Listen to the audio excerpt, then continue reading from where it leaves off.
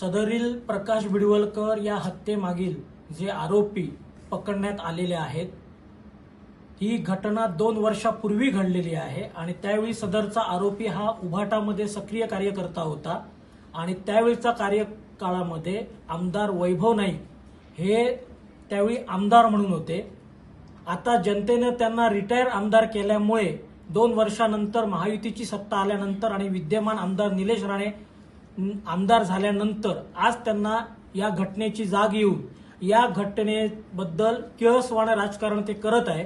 या घटनेचा आम्ही तीव्र निषेध करतो. सदरील आरोपी आणि निलेश राणे यांचा कोणताही संबंध नसून या आरोपीची विद्यमान आमदार निलेश राणे यांचा असणारा पक्ष शिवसेनेशी सुद्धा दुरान्वये संबंध न होता ही घटना 2 वर्षापूर्वीची आहे आणि सदर आरोपी सिद्धेश शिरसाट हे शिवसेनामध्ये 2023 ऑक्टोबर-नोव्हेंबरमध्ये शिवसेना पक्षामध्ये आले उभाटा सोडून आणि उभाटामध्ये असताना ही घटना घडलेली आहे.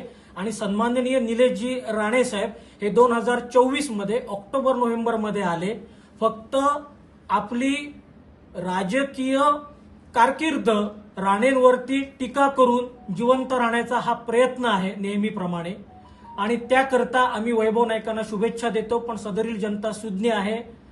त्याने केलेला प्रवेश, निलेश राणे साहेबांचा प्रवेश आणि झालेली हत्या ही आज संपूर्ण सिंधुदुर्ग जिल्ह्याला कळलेली आहे. एक प्रश्न आहे, आका कोण असं ते म्हणतात, तर तुम्ही आरोप वैभव नाईकांना करता, म्हणजे नेमका सिंधुदुर्गाचा आका कोण? कसं आहे, ज्यावेळी ही घटना घडली त्यावेळी सिद्धेश शिरसाट हा आरोपी उभाटामध्ये सक्रिय कार्यकर्ता होता आणि त्याचा वावर हा वैभव नाईकांच्या आजूबाजूला होत होता. त्याचे छायाचित्र देखील, सर्व कार्यक्रम पूर्वे देखील आपल्याकडे आहेत. आणि त्यावेळी आमदार असताना वैभव नाईक 2 वर्ष गप्प का बसले? कारण तो त्यावेळी उभाटामध्ये होता आणि तो त्यांच्या बरोबर वावरत होता. त्यामुळे या घटनेला वैभव नाईकांची मूकसंमती होती काय? म्हणजे त्यावेळी त्या काळामध्ये वैभव नाईक हे या सिंधुदुर्ग जिल्ह्याची तुलना जर बीडशी करत असतील तर त्या कालावधीमध्ये वैभव नाईक हे सिंधुदुर्ग जिल्ह्याचे वाल्मिक कराड होते. याबद्दल आमचं ठाम मत आहे. सिंधुदुर्ग जिल्ह्याची सिंधुदुर्ग आणि बीडचं प्रकरण जोडून सिंधुदुर्ग जिल्ह्याची कोकणाची बदनामी होते, काय सांगा? नक्कीच उभाटा आणि वैभव नाईकांची ही संस्कृतीच आहे. काहीच काम करायचं नाही आणि कुठलं जर काम करायला गेलं विकासात्मक तर त्या कामाला विरोध करायचा.